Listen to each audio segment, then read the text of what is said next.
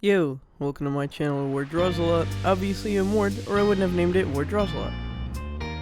Ever since I heard that Five Below does markers, I of course wanted to try them, so as soon as the Five Below that was near me actually got a good creative section, then I was able to finally get them.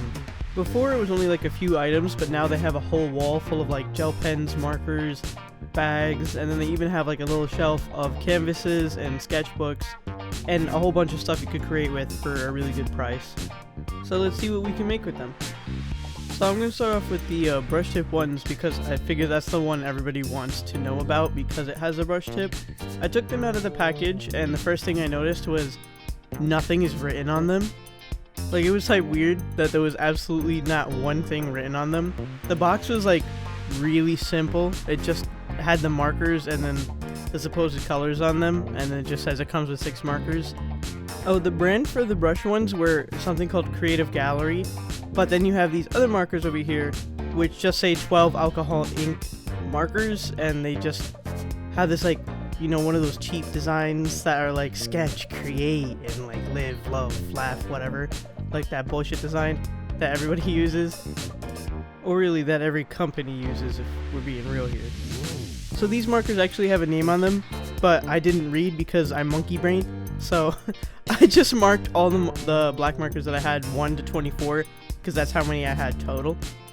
So as always, you have to swatch what you're going to use, so when you go into the drawing you at least have an idea of what kind of colors you're working with, and so you don't get just completely screwed over at looking at the picture of the color or the cap of the color, depending on what kind of marker you're using, and then you put it to the paper and you're like, ah, this looks like a green, but it actually puts down as a blue. So always swatch your colors. That's what I do, no matter what product I get, no matter how expensive, how cheap, etc. Oh, what's that? A Prismacolor marker that has a really broad chisel nib and a really tiny bullet nib that looks a lot like the Five Below marker. They even have the tape that goes around the barrel along with a color indicator on both ends, one that's thicker for the chisel nib and one that's thinner for the bullet tip. But when comparing the brush tip markers to the actual Copic marker, they look different from each other, but it definitely was trying to go for that type of look, a grayish barrel or off-white barrel with the ends that indicate the color. One side is a chisel nib and the other side is the brush nib, with the little gray indicator saying that it's the brush side. So after having a look at the markers, I took all of them and I put them in front of me and I said, how many do I have? And it was exactly 30 of them. So each pack was $5, so that's $15 total, which comes out to 50 cents a marker, and that's a pretty great price. But what isn't as great is the ink quality. In fact, it's a little buns, I'm not gonna lie. I've been coloring with markers for a few years now and with a few different brands, but none of them did me the way these markers did me. I laid down the colors and they just pushed each other away for the most part, and they kind of just made this weird speckly, like, gritty feeling on the paper along with gritty looking coloring, which I was like, ew. I don't like the way this looks.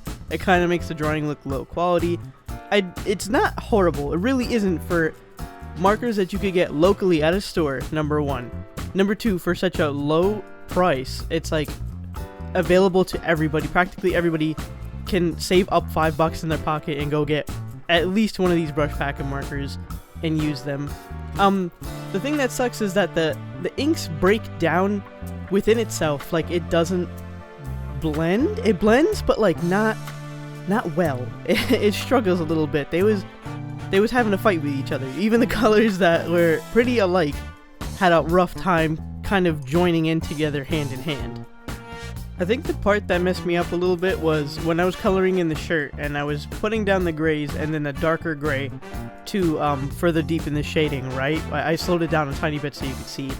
I went over it with the lighter gray after putting down the darker gray, and then it just bled. It just bled so much out of the lines. I'm lucky that I had the arms there to kind of like cover that up, but otherwise I was like, why is the ink doing this? And it was not blending with each other. It was just kind of like pushing the color away. So I even took the marker to the side and tried to blend it there, And I was like, why is this not like mixing? It's just kind of layering the physical color on top of the other color, to the point where it's like, look, the lighter color is on top of the darker color. That's never happened before, like in my registry, in my brain registry of marker use. Never have I been able to layer a lighter color on top of the darker color, because that's usually not how it happens. It did dry down eventually and kind of started looking like the color under it, but otherwise it still was like a weird harsh line that just wouldn't blend. So afterwards I took the book up to the camera just to show like there's kind of like a lot of like a speckly mess going on, or like it didn't look smooth.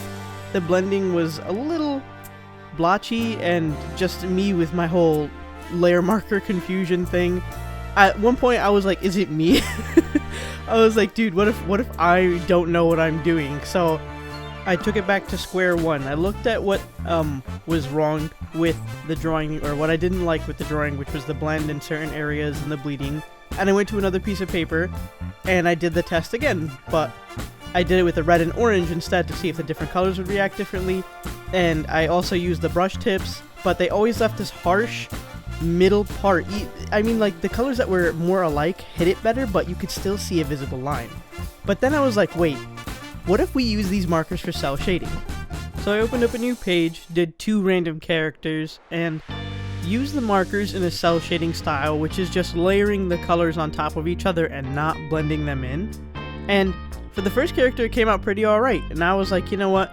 This is actually, I think, a better way to use these markers, because you want something that looks pretty clean and at the same time looks good. Even though you're not able to blend with them that great, you're still able to use them a certain way. Sometimes you have to work around your product. That's just the artist. It's just a whole thing. It's like even though it's like a paint is the same as other paints, it's all paint, you have to figure out what paint works a certain way or works better with a certain thing or certain paper or whatever. You just have to work around your supplies sometimes, because they're the things that are going to make your drawing look good. You just have to figure out how to use them. So I figured out how to use these. I took the colors that I wanted to do for this little character right here, as you see that I'm coloring, and I just layered the colors on top of each other. Like, I did a pink base for the eye, and then I did a purple on top for shading, and then the same thing with the skin. I chose a base skin color and then layered on top the darker tones.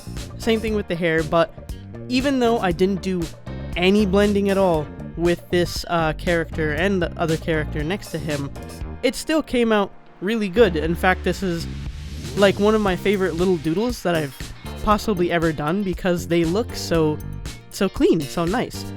I mean, like, the marker ink still kind of looks a little dodgy in some areas because it's still a little splotchy and weird, but I mean, for $5, you really, I can't complain. Like, they're cheap, they're accessible, they're easy to get. Some people can't order markers off of Amazon, or even if it's like only a $20 pack, they can't afford it. So I think honestly these are a really good budget option, and even though I don't really do cell shading because I just like blending more, these are still an awesome like alternative to what the expensive brands are. So yeah, thanks for watching, and remember, I love you. Goodbye.